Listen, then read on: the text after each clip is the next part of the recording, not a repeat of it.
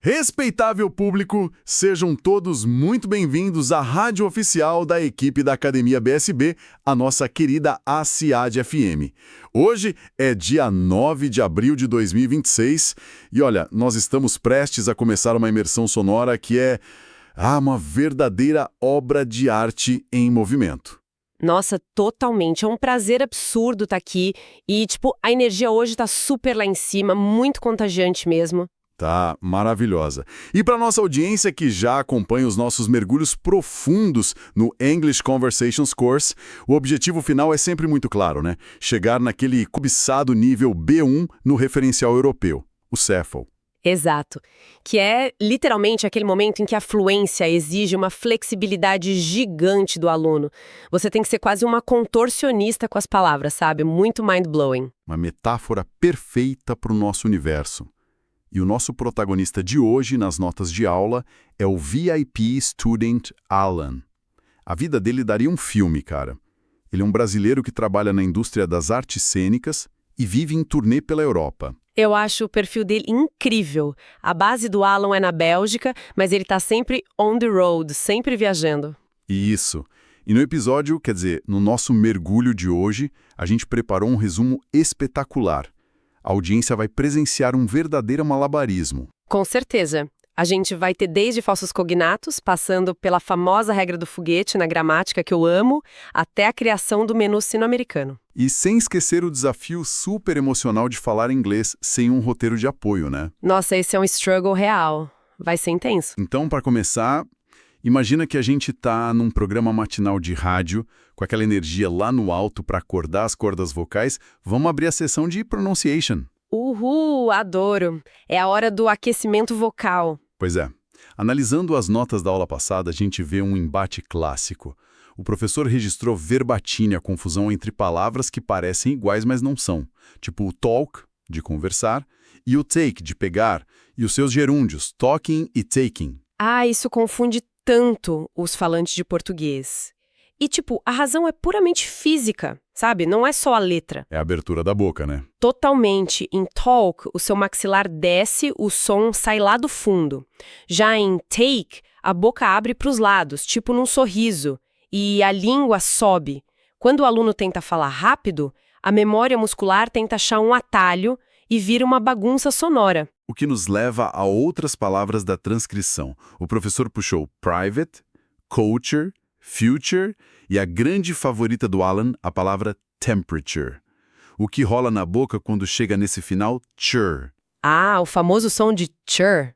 Isso é pura acrobacia acústica. No português a gente não tem esse som. É uma africada, como se fosse um tio bem rápido. Tem que travar o ar nos dentes, não é? Exato. A língua bate no céu da boca, trava o ar por 1 milissegundo e solta raspando. Se o aluno não faz isso, future vira future, o que quebra todo o ritmo da conversa. Falando em ritmo, o material da aula atual faz um verdadeiro tour fonético pela Europa, o que é ótimo para o Alan. Começando pela própria palavra Europe, que já é uma armadilha, e seguindo por vários países. Sim, é um treino maravilhoso. Vamos fazer um bate-bola? Você fala o país e eu mostro como fica na frase. Perfeito, vamos lá. Belgium. Alan works in Belgium. Croatia, Cyprus e Czechia. He travels to Croatia, Cyprus, and Czechia for the circus tour. Denmark e Greece. The shows in Denmark and Greece were completely sold out. Hungary e Netherlands. Em Netherlands tem aquele chi-rato. Exactly. The train goes through Hungary and the Netherlands. E para fechar, Portugal e Spain. They love performing in Portugal and Spain. Muito bom, mas lendo as notas, eu tenho que levantar um questionamento. Por que estudantes falantes de português têm a tendência quase irresistível de colocar uma vogal extra no final de todas essas palavras? Tipo falar Europe ou Spain. Cara, eu sei, é um struggle real, todo mundo faz isso. A explicação é que o português é uma língua baseada em sílabas marcadas por vogais. A gente sempre espera um pouso macio, uma vogal no final. Então é como se o cérebro entrasse em pânico quando não acha a vogal. Literalmente isso. O inglês corta a consoante de forma muito seca. Aí o cérebro brasileiro não aceita esse vazio e coloca um i no final para se sentir seguro. Sabe, essa necessidade de segurança me lembra demais as técnicas de escapologia no circo. Sério? Como assim? A gente vai fazer uma pausa rapidinha para beber uma água e eu explico essa conexão na volta. Não saia do picadeiro. A gente volta já já, pessoal. E estamos de volta com a CAD FM. Então, antes da pausa, eu falava sobre a escapologia. Imagina o Houdini amarrado. Ele não usa a força bruta para sair. Ele entende a mecânica da fechadura por dentro. Nossa, faz muito sentido. Para o estudante escapar dessa armadilha do I extra, não adianta tentar falar rápido. Ele tem que entender a mecânica da boca e destravar a língua inglesa de forma técnica. Muito crazy. Lá no século XIX, os circos europeus cruzavam as fronteiras o tempo todo. E a verdadeira mágica de sobrevivência deles era justamente o multilinguismo.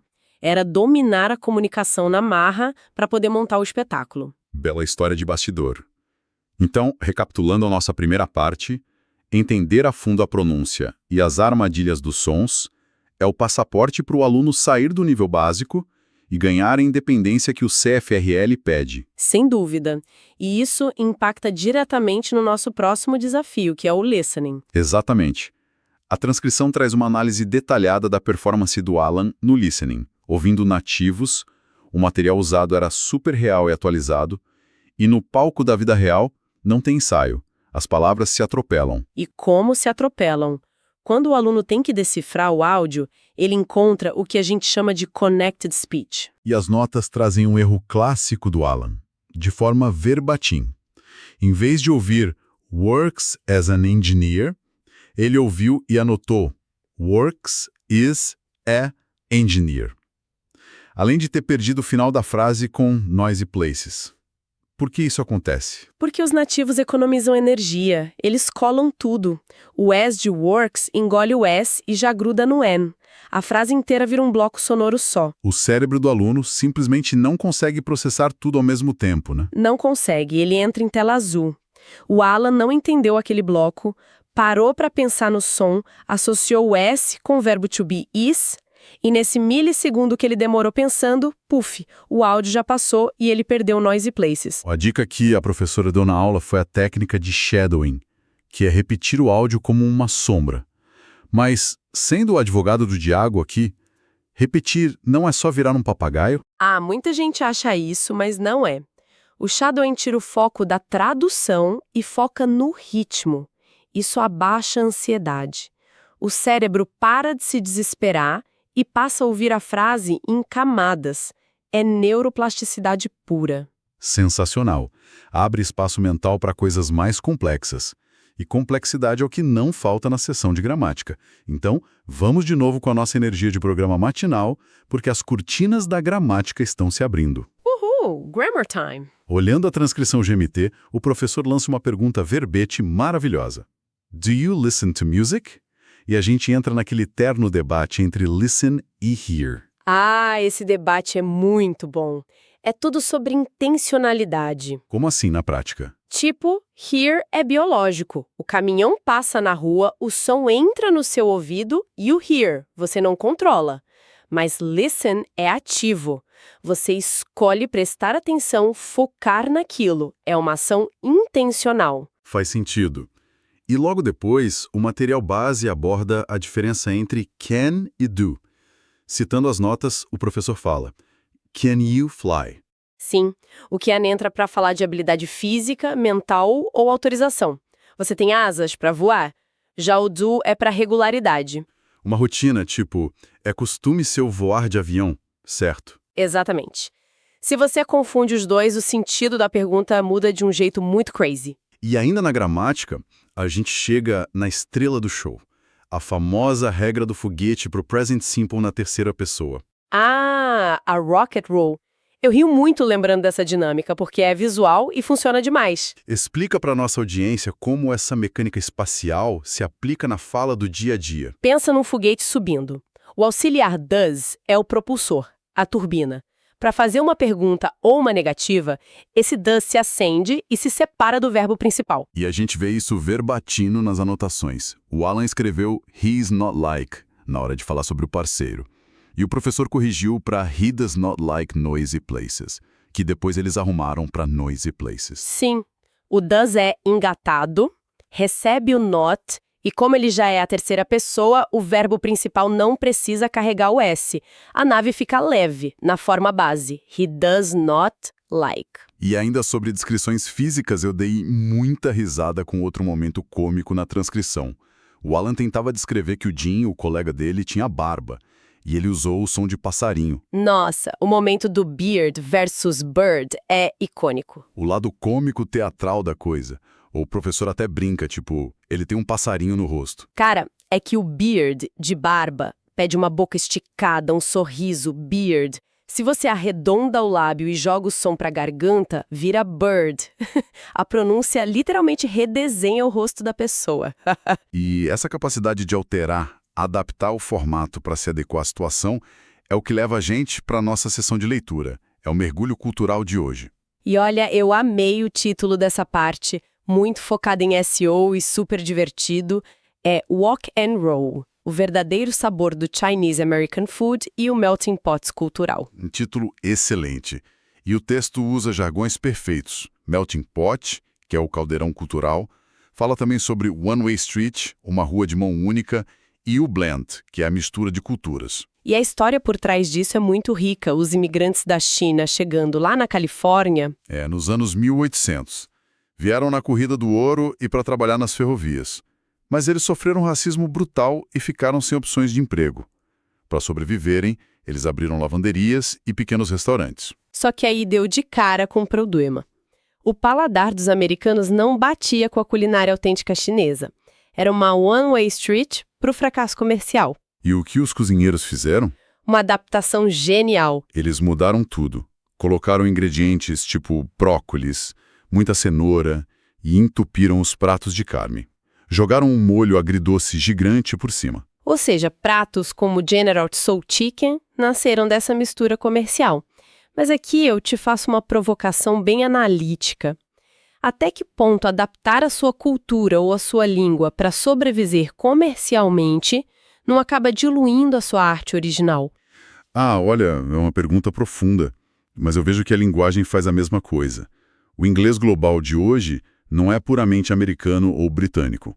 É um melting pot gigantesco. Você dilui um pouco o sotaque para a mensagem passar, né? Exato. Não é sobre perder a essência, é criar um blend para a comunicação sobreviver. É pura adaptação. Falando em adaptação e frio na barriga, a gente vai para um intervalo bem rápido. E na volta, a gente vai discutir o que acontece quando você perde o roteiro. Fica por aí. Segura aí, gente. Um pulinho. E estamos de volta. Na nossa reta final aqui na ACAEDFM.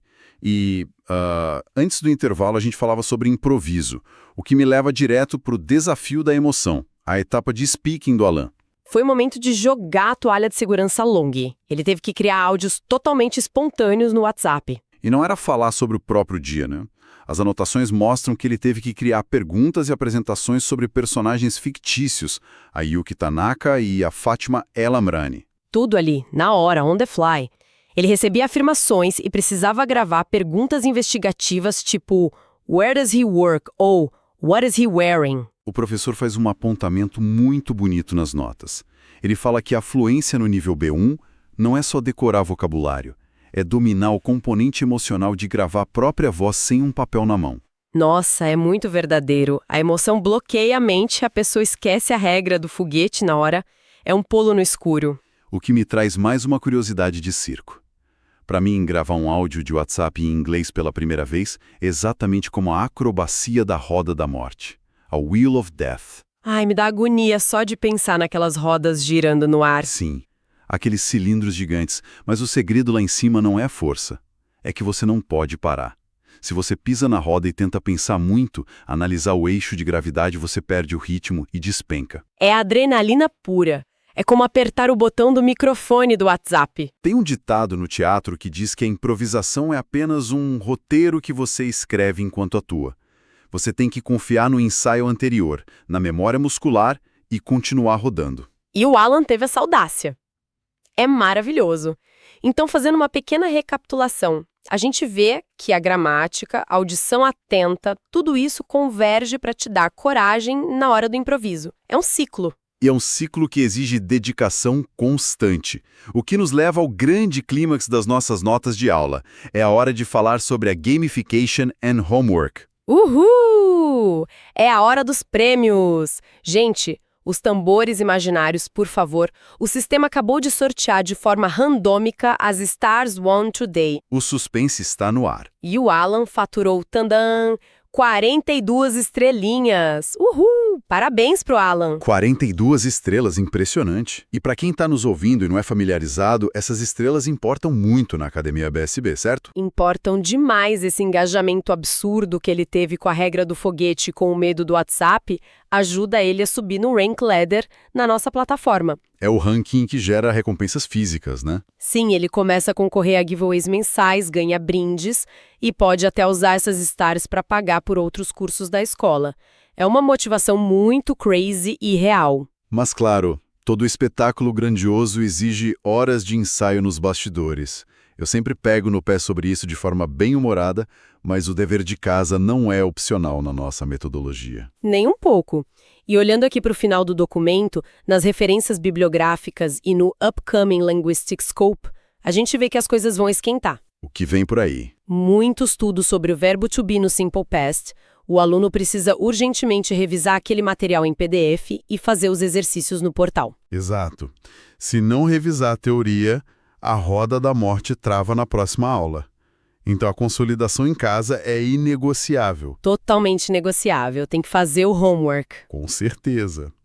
Bom, e para a gente encerrar nossa imersão de hoje de forma apoteótica, eu queria deixar um pensamento provocativo no ar para quem está nos ouvindo. Manda ver. A gente viu que a culinária Chinese American foi criada porque um grupo de imigrantes precisou usar os ingredientes locais que tinham em mãos para conseguir se comunicar e se conectar com outra cultura, criando algo inteiramente novo. Então eu pergunto para você que está aí nos ouvindo, quais palavras, tempos verbais e expressões você está misturando hoje para criar a sua própria receita de fluência no inglês pelo mundo afora? Nossa, cara, isso é lindo demais. E resume perfeitamente a nossa filosofia, né? Porque, no fim das contas, a gente joga os jargões, a energia para o alto e os aplausos imaginários explodem com a nossa certeza absoluta. It is not only about the language, it is all about communication. Exatamente isso.